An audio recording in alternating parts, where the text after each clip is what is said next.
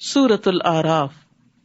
بسم اللہ الرحمن الرحیم، الف لام میم صاد، کتاب انزل الیک فلا یکن فی صدرک حرج منہ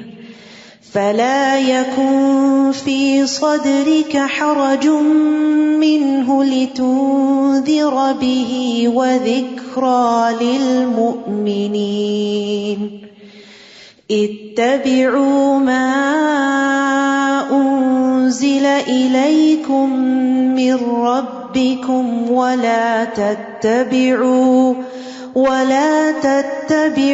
من دونه اولیاء قلیلا ما تذکرون۔ الف لام میم صاد، یہ کتاب آپ کی طرف نازل کی گئی ہے، اس کی تبلیغ سے آپ کے دل میں گھٹن نہ ہونی چاہیے۔ کتاب اتارنے کی غرض کیا ہے؟ کہ آپ اس کے ذریعے سے لوگوں کو خبردار کریں اور یہ مومنوں کے لیے یاد دہانی کا کام دے۔ جو ایمان نہیں رکھتے ان کو خبردار کرنا، آگاہ کرنا کہ اللہ تعالیٰ کیا چاہتا ہے، اور جو مومن ہیں وہ قرآن کو بار بار کیوں سنیں، کیوں پڑھیں، تاکہ ان کو ریمائنڈر ہو، یاد دہانی ہو کہ ہمیں کیا کیا حکم دیے گئے ہیں۔ لوگوں، جو کچھ تمہاری طرف تمہارے رب کی طرف سے نازل کیا گیا ہے اس کی پیروی کرو، اس کے علاوہ دوسرے سرپرستوں کی پیروی نہ کرو، کم ہی تم نصیحت مانتے ہو۔ کتنی ہی بستیاں ہیں جنہیں ہم نے ہلاک کر دیا، ہمارا عذاب ان پر رات کے وقت آیا یا جب وہ دوپہر کو سو رہے تھے۔ یاد رکھیے، اللہ سے ہمیشہ عافیت مانگنی چاہیے، نہیں پتا سوتے جاگتے کس وقت کون سی بلا کہاں سے ٹپک پڑے۔ تو یہ عافیت کی دعا ہے، اللہم احفظنی من بین یدی ومن خلفی وعن یمینی وعن شمالی ومن فوقی واعوذ بعظمتک ان اغتال من تحتی، یہ پڑھتے رہنا چاہیے۔ اور پھر خصوصاً غفلت کے وقت جب لوگ غافل ہوں، رات کو آنکھ کھلے، اس وقت بھی اللہ سبحانہ تعالیٰ سے دعا کرنی چاہیے کہ اللہ تعالیٰ ہمارا انجام ہر چیز میں اچھا کرے۔ پھر جب ان پر عذاب آ گیا تو اس وقت ان کی پکار یہی تھی کہ بلا شبہ ہم ہی ظالم تھے، انہوں نے اپنی غلطی کا اعتراف کر لیا، لیکن اس وقت فائدہ کچھ نہیں۔ جن لوگوں کی طرف ہم نے رسول بھیجے تھے ہم ان سے بھی ضرور باز پرس کریں گے اور رسولوں سے بھی ضرور پوچھیں گے، یعنی قیامت کے دن ہر انسان سے سوال ہوگا۔ نبی صلی اللہ علیہ وسلم نے فرمایا، تم میں سے ہر شخص نگران ہے اور اس سے اس کی رعیت کے متعلق سوال کیا جائے گا، یعنی شوہر بھی، بیوی بھی، حتیٰ کہ غلام بھی۔ پھر ہم اپنے علم سے پوری حقیقت ان پر بیان کر دیں گے۔ آخر ہم اس وقت غائب تو نہ تھے۔ اس دن انصاف کے ساتھ اعمال کا وزن کیا جائے گا، جن کے پلڑے بھاری نکلے وہی فلاح پائیں گے۔ تو یاد رکھیے، میزان برحق ہے، والوزن یومئذ الحق، اس دن اعمال تولے جائیں گے، اور بعض روایات میں آتا ہے کہ انسان تولے جائیں گے، اور بعض میں اعمال نامے تولے جائیں گے، اور بعض میں یہ کہ اعمال شکل اختیار کریں گے، جسم بن جائیں گے، اور جیسے ایک لقمہ پہاڑ برابر ہو جائے گا تو وہ پہاڑ رکھ دیا جائے گا میزان کے اندر، اور وہ میزان اتنا بڑا ہے کہ جس میں زمین و آسمان رکھے جا سکتے ہیں۔ نبی صلی اللہ علیہ وسلم نے فرمایا، قیامت کے دن بڑے بڑے ترازو رکھے جائیں گے، بس اگر اس میں آسمانوں اور زمین کا وزن کرنا چاہیں تو میزان کی وسعت اس سے زیادہ ہوگی۔ فرشتے پوچھیں گے، یہ ترازو کس کے لیے وزن کرے گا؟ اتنا بڑا ترازو یہ کس کے لیے؟ تو اللہ تعالیٰ فرمائیں گے، میں اپنی خلقت میں سے جس کے لیے چاہوں گا۔ تو فرشتے کہیں گے، سبحانک ما عبدناک حق عبادتک، اے اللہ تو پاک ہے، ہم تیری عبادت ویسی نہ کر سکے جیسا کہ کرنے کا حق۔ یعنی اگر آپ پہاڑوں جتنی، زمین آسمانوں جتنی نیکیاں کر لیں تو ان کو تولنے کے لیے بھی میزان موجود ہے، لیکن پتہ نہیں ہمارے اس پلڑے میں کتنے ہوں گے، کیا ہوگا، کہ اس زندگی کا کتنا حصہ اللہ کی اطاعت میں ہے اور کتنا نافرمانی میں۔ اور جن کے پلڑے ہلکے ہوئے، یعنی نیکی والے پلڑے، تو یہی لوگ ہیں جنہوں نے اپنے آپ کو خسارے میں ڈالا، کیونکہ وہ ہماری آیتوں کے ساتھ ظلم کیا کرتے تھے، یعنی ان کو ان کا حق نہیں دیتے تھے۔ ہم نے تمہیں زمین میں اختیار دیا اور تمہارے لیے سامان زیست بنایا، مگر تم لوگ کم ہی شکر ادا کرتے ہو۔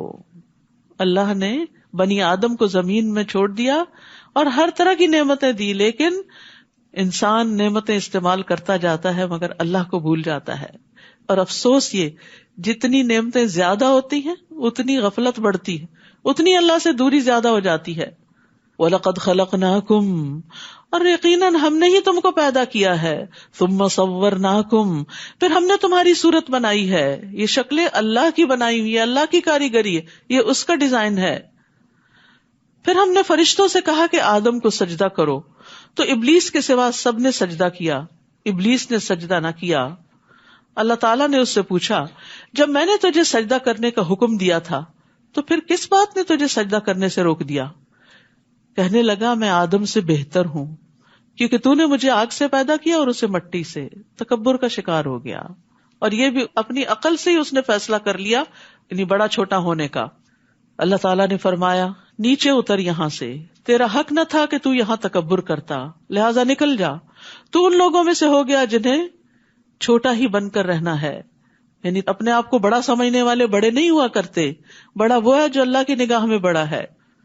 کہنے لگا، اچھا پھر مجھے روز محشر تک مہلت دے دے، یعنی مجھے زندگی دے دے.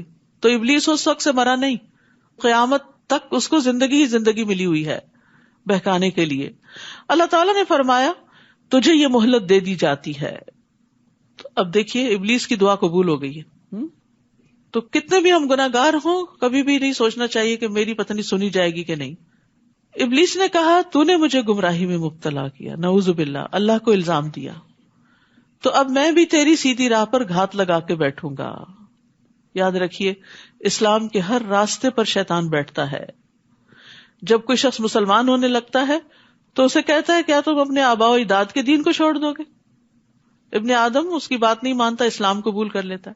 پھر وہ ہجرت کے راستے پہ بیٹھ جاتا ہے تو کہتا ہے کہ تم اپنے آبائی علاقے کو چھوڑ دو گے، لیکن وہ اس کی بات نہیں مانتا، ہجرت کر جاتا ہے. پھر وہ جہاد کے راستے پہ بیٹھ جاتا ہے، کہتا ہے کیا تم جہاد کرنے جا رہے ہو؟ یہ تو نفس اور مال کے بارے میں مشقت میں پڑنا ہے، تم لڑو گے تو قتل کر دیے جاؤ گے، تمہاری بیوی سے نکاح کر لیا جائے گا، تمہارا مال تقسیم کر لیا جائے گا. لیکن اس کی بات نہیں مانتا اور وہ جہاد کرتا ہے. پھر رسول اللہ صلی اللہ علیہ وسلم نے فرمایا، جس نے شیطان کے ساتھ ایسا کیا تو اللہ عز و جل پہ حق ہے کہ وہ اسے جنت میں داخل کرے، اور جو قتل کیا گیا تو اللہ عز و جل پہ حق ہے کہ وہ اسے جنت میں داخل کرے. تو یہ بڑے بڑے اعمال کی مثال دے کے ہمیں بتا دیا گیا کہ انسان مسلمان ہو بھی جاتا ہے تب بھی وہ ہر راستے پہ بیٹھتا ہے. ہر نیکی کا کام جب آپ کرنے لگتے ہیں تو وہ ضرور دل میں وسوسے ڈالتا ہے اور پیچھے ہٹاتا ہے. ثم لآتینہم من بین ایدیہم، کیا طریقہ کار ہے اس کا؟ پھر انسانوں کو آگے سے، پیچھے سے، دائیں سے، بائیں سے، ہر طرف سے گھیروں گا، بہکاؤں گا انہیں اور اپنی راہ پہ ڈال دوں گا، یعنی نافرمانی کی راہ پہ. اور تو ان میں سے اکثر کو شکر گزار نہ پائے گا. یاد رکھیے، سارے غم و پریشانیوں کی بنیادی وجہ ناشکری ہے. نعمتیں نظر نہیں آتی، نعمتوں پر خوشی نہیں ہے، جو ملا ہے اس پہ راضی نہیں، جو ملا ہے اس کو دیکھتے ہی نہیں، اور جو ہاتھ سے چلا جاتا ہے صرف اس کے لیے رونا روتے رہتے ہیں. تو یہ شیطان کا سب سے بڑا ہتھ کنڈا اور وار ہے کہ وہ انسانوں کو شکر گزار نہیں ہونے دیتا. تو ابلیس دو راستے بھول گیا تھا، اوپر کا اور نیچے کا. تو ابن عباس کہتے ہیں اس نے یہ نہیں کہا کہ میں اوپر سے بھی آؤں گا، کیونکہ اسے علم ہے کہ ان کے اوپر اللہ ہے. تو ابلیس نے اپنے رب سے کہا عز و جل سے، مجھے تیری عزت و جلال کی قسم، میں بنی آدم کو اس وقت تک گمراہ کروں گا جب تک ان کے جسم میں روح رہے گی. موت کے وقت بھی بہکاتا ہے. تو اس کو اس کے رب عز و جل نے فرمایا، مجھے اپنی عزت اور اپنے جلال کی قسم، جب تک وہ مجھ سے معافی مانگتے رہیں گے میں انہیں معاف کرتا رہوں گا. اللہ آخر تک ہمارے ہوش حواس اس طرح قائم رکھے کہ ہم توبہ کر کے لا الہ الا اللہ پڑھ کے دنیا سے رخصت ہوں اور شیطان دشمن کے پھندے سے نکل جائیں. کیونکہ اس وقت بھی بہکاتا ہے، تمہیں تمہارا علم کام آ گیا، تم تو بڑے نیک تھے، تمہیں تو فکر کی بات ہی نہیں. اللہ تعالیٰ نے فرمایا، یہاں سے نکل جا، تو میری درگاہ سے ٹھکرایا ہوا اور رسوا شدہ مخلوق ہے. یاد رکھ، انسانوں میں سے جو بھی تیری پیروی کرے گا تیرے سمیت ان سب سے جہنم کو بھر دوں گا. استغفر اللہ. تو شیطان کا راستہ جہنم کا راستہ ہے، صراط مستقیم جنت کا راستہ ہے.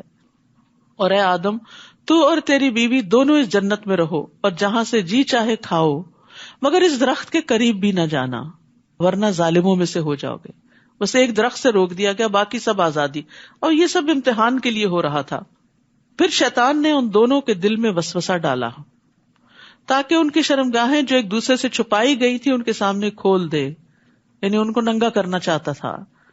لباس انسان کی عزت بھی ہے، زینت بھی ہے، ستر کا باعث بھی ہے. اس کے قابل شرم حصوں کو چھپاتا ہے اور اس کو خوبصورت بناتا ہے.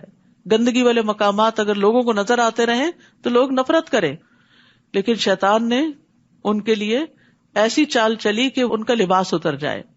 تمہیں تمہارے رب نے اس درخت سے صرف اس لیے روکا ہے کہ کہیں تم فرشتے نہ بن جاؤ یا تم ہمیشہ یہاں رہنے والے نہ بن جاؤ. کیسا دھوکہ دیا، بھلوا دیا کہ یہاں تو ہمیشہ رہنا ہی نہیں ہے، تو ٹیسٹ کے لیے آئے ہیں یہاں.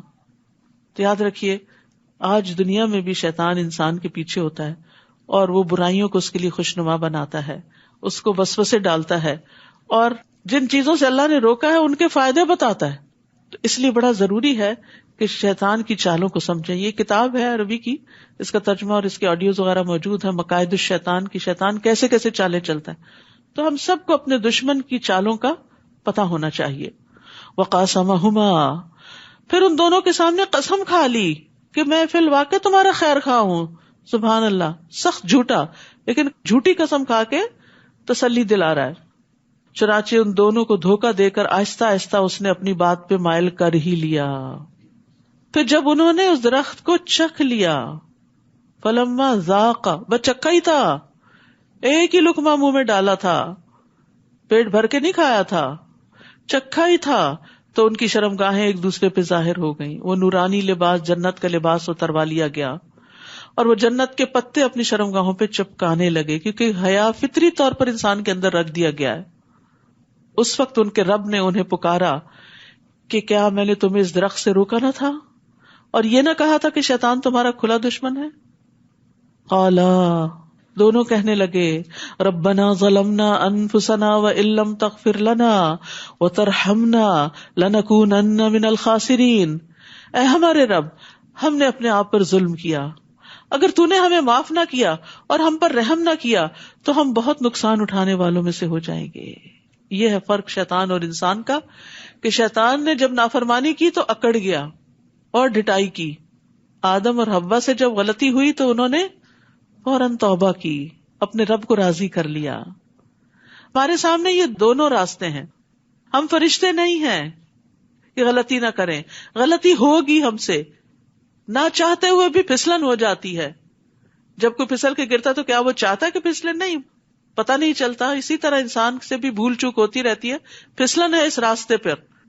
لیکن مومن پھسلنے کے بعد وہیں لیٹ نہیں رہتا، اڑ جاتا ہے اور توبہ کرتا ہے، اپنے آپ کو جھاڑتا ہے، اگر کوئی گندگی لگ گئی ہو اس کو اتارتا ہے اور صاف ستھرا ہو کے دوبارہ اپنے راستے پہ چل پڑتا ہے. اور یہی مومن کی شان ہوتی ہے. جبکہ شیطانی روش کیا ہے، شیطانی طریقہ کیا ہے؟ غلطی ہو جائے اکڑ جاؤ، تعویلیں دو، دوسرے کو بلیم کرو، جیسے شیطان نے کیا تھا کہ اللہ تعالیٰ کو بلیم کر رہا تھا. تو ہمیں سوچنا چاہیے کہ کسی بھی غلطی پر ہمارا رویہ کیا ہوتا ہے. دوسروں کو بلیم کر کر کے خوش رہتے ہیں اور اپنے آپ کو جسٹیفائی کرتے رہتے ہیں، یا اللہ سے معافی مانگ لیتے ہیں اور بندوں سے بھی سوری کر لیتے ہیں. ہم نے اپنے آپ پر ظلم کیا، اگر تو نے ہمیں معاف نہ کیا اور ہم پر رحم نہ کیا، یعنی معافی بھی چاہیے اور رحم بھی چاہیے، تو ہم بہت نقصان اٹھانے والوں میں سے ہو جائیں گے. فرمایا تم سب یہاں سے نکل جاؤ، تم ایک دوسرے کے دشمن ہو. اب تمہارے لیے زمین میں جائے قرار اور ایک مدت تک سامان زیست ہے. پھر فرمایا اسی زمین میں تم زندگی بسر کرو گے، اسی میں مرو گے، مریخ پہ نہیں جانا، اور اسی سے دوبارہ نکالے جاؤ گے. انسانوں کے لیے رہنے کی جگہ زمین ہی ہے. اے بنی آدم، ہم نے تم پر لباس نازل کیا جو تمہاری شرمگاہوں کو ڈھانپتا ہے اور زینت بھی ہے. لباس کے دو مقاصد بتا دیے گئے، ستر کو بھی ڈھانپتا ہے اور خوبصورتی بھی. اور لباس تو تقوی ہی کا بہتر ہے. وَلِبَاسُ التَّقْوَىٰ، یہ اللہ تعالیٰ کی نشانیوں میں سے ایک نشانی ہے. یعنی لباس اللہ کی نشانیوں میں سے ایک نشانی ہے. شاید لوگ کچھ سبق حاصل کریں. بخاری میں بڑا خوبصورت باب ہے کتاب اللباس، اس کو اگر پڑھا جائے تو پوری ہدایات ملتی ہیں کہ ہمیں کس قسم کا لباس پہننا چاہیے. آپ صلی اللہ علیہ وسلم کو سفید لباس پسند تھا، بہت قیمتی لباس پسند نہیں کرتے تھے. اے بنی آدم، ایسا نہ ہو کہ شیطان تمہیں فتنے میں مبتلا کر دے. جیسے اس نے تمہارے والدین کو جنت سے نکلوا دیا تھا. خبردار کیا جا رہا ہے وہ جو تمہارے والدین کا دشمن تھا وہ تمہارا بھی دشمن ہے. ان کو نکلوایا تھا کہیں تمہیں بھی جنت سے محروم نہ کرے. اور ان سے ان کے لباس اتروا دیے تھے تاکہ ان کی شرم گاہیں انہیں دکھلا دے. تو دنیا میں شیطان کو انسان پہ قابو پانے کا ایک بہت اچھا طریقہ کیا ہے کہ اس کو ننگا کر دیا جائے, یعنی ریویلنگ ڈریسز. اور اس میں آپ دیکھیے کہ مردوں کے مقابلے میں عورتیں زیادہ ریویلنگ ڈریسز پہنتی ہیں کہ جن سے جسم ننگا ہوتا ہے. بعض اوقات شادی کے موقع پہ ایسے ڈریسز یا تو سلیو لیس یا آرگینزا وغیرہ کے بازو لگا لیتے ہیں جو نہ ہونے کے برابر. اسی طرح بعض اوقات اتنا ٹائٹ لباس کے جس سینے کو ڈھانکنے کا حکم دیا وہی سب سے زیادہ نمایاں ہو رہا ہوتا ہے. اس کو عورت کی آزادی سمجھ دیا گیا. یہ بھی ایک خوش فہمی ہے کہ اپنے جسم کو نمایاں کرنا آزادی کہاں کی. اس کے بعد جس طرح کی مشکلات آتی ہیں وہ انسان کو آزاد تو نہیں رہنے دیتی. جس طرح کی ہراسمنٹ ہوتی ہے اور جس طرح کی پریشانیاں دیکھنی پڑتی ہیں ان کاموں سے, وہ آزادی نہیں ہے. عورت کے لیے عزت کا مقام اس کی قابلیت ہے, اس کا تقوی ہے کہ وہ اپنے اعمال کی بنا پر مقام پیدا کرے, نہ کہ اپنے جسم کو ننگا کر کے دوسروں کی نظر میں جچے اور دوسروں کے لیے ایک زینت کا سامان بن جائے. تو تنگ لباس یا چھوٹا لباس یا باریک لباس پہن کر انسان دراصل دوسروں کے ہاتھ میں ایک پپٹ سا بن جاتا ہے کہ جیسے وہ چاہتے ہیں ہم ویسے ایکٹ کر رہے ہیں, اس طرح بن رہے ہیں. پپٹ کیا ہوتی کہ آپ جس طرح اس کو چلاتے ہیں ویسے وہ چلتی. تو اگر ہم لوگوں کے چلانے پہ چل رہے ہیں, جیسا وہ لباس پسند کرتے ہیں ہم وہ پہن رہے ہیں, تو پھر ہماری اپنی سوچ سمجھ کہاں ہے اور اللہ کا حکم کہاں ہے. تو یاد رکھیے عورت کے لیے خاص طور پر ایک بہت بڑی آزمائش ہے, اور یہ اس کے جنت میں جانے کے راستے میں رکاوٹ بھی ہے, کیونکہ نبی صلی اللہ علیہ وسلم نے فرمایا جہنمیوں کی 2 قسمیں میں نے ابھی تک نہیں دیکھی. یعنی آپ صلی اللہ علیہ وسلم کے زمانے میں یہ لوگ نہیں تھے. ایک وہ جن کے پاس بیل کے دموں جیسے کوڑے ہوں گے جن سے وہ لوگوں کو ماریں گے, یعنی ظالم حکمران. دوسری وہ عورتیں جو کپڑے پہننے کے باوجود ننگی ہوں گی, مائل ہونے والی اور دوسروں کو مائل کرنے والی, یعنی خود مردوں کی طرف اٹریکٹ ہوں گی اور ان کو اپنی طرف اٹریکٹ کریں گی. ان کے سر بختی اونٹ کے کوہان کی طرح ہیں. خاص طور پر ہیئر سٹائل کی بات کی گئی ہے, اونچے سر. ایسی عورتیں جنت میں داخل نہیں ہوں گی اور نہ ہی اس کی خوشبو پائیں گی, حالانکہ اس کی خوشبو اس طرح لمبے فاصلے سے آتی ہے. تو یاد رکھیے اللہ سبحانہ وتعالیٰ نے قرآن میں اور نبی صلی اللہ علیہ وسلم نے سنت میں واضح کر دیا کہ ایک عورت کا لباس کیسے ہونا چاہیے. مردوں کا بھی, یہ نہیں کہ مردوں کو اجازت ہے, کیونکہ اہل عرب جو تھے ننگے طواف کرتے تھے. شیطان نے ان کو یہ سجھا دیا کہ جن کپڑوں میں تم گناہ کرتے ہو ان میں تم اللہ کی عبادت نہ کرو. حالانکہ اللہ سبحانہ وتعالیٰ کا حکم کیا تھا, خذوا زینتکم عند کل مسجد, ہر عبادت گاہ میں اپنی زینت اختیار کرو, یعنی مناسب لباس پہن کر عبادت کرو. اے بنی آدم, ایسا نہ ہو کہ شیطان تمہیں فتنے میں مبتلا کر دے, جیسا کہ اس نے تمہارے والدین کو جنت سے نکلوا دیا اور ان سے ان کے لباس اتروا دیے تاکہ ان کی شرم گاہیں انہیں دکھلا دے. وہ اور اس کا قبیلہ تمہیں ایسی جگہ سے دیکھتے ہیں جہاں سے تم انہیں نہیں دیکھ سکتے. ہم نے شیطانوں کو ان لوگوں کا سرپرست بنا دیا ہے جو ایمان نہیں لاتے, یعنی وہ ان پر خوب مسلط رہتے ہیں. اور جب وہ کوئی شرمناک کام کرتے ہیں تو کہتے ہیں ہم نے اپنے باپ دادا کو اسی طریقے پر پایا, یعنی ننگے طواف کرنے وغیرہ کا طریقہ, اور اللہ نے ہمیں ایسا کرنے کا حکم دیا ہے, یعنی غلط بات کو اللہ کی طرف منسوب کرتے ہیں. تقویٰ کا خود ساختہ معیار. آپ ان سے کہیے کہ اللہ کبھی بے حیائی کا حکم نہیں دیتا. کیا تم اللہ کے ذمے ایسی باتیں لگاتے ہو جو تم جانتے نہیں؟ آپ کہہ دیجئے میرے رب نے تو انصاف کا حکم دیا ہے اور اس بات کا کہ ہر مسجد میں نماز کے وقت اپنی توجہ ٹھیک اسی کی طرف رکھو, یعنی عبادت خالصتاً اللہ کے لیے, اور پھر دین کو اسی کے لیے خالص کرتے ہوئے اس کو پکارو. جس طرح اس نے تمہیں پہلے پیدا کیا اسی طرح تم پھر دوبارہ پیدا کیے جاؤ گے. ایک فریق کو تو اس نے ہدایت دی اور دوسرے فریق پر گمراہی واجب ہو گئی, کیونکہ انہوں نے اللہ کو چھوڑ کر شیطانوں کو اپنا سرپرست بنا لیا تھا. پھر وہ یہ بھی سمجھ رہے ہیں کہ وہ سیدھی راہ پر ہیں.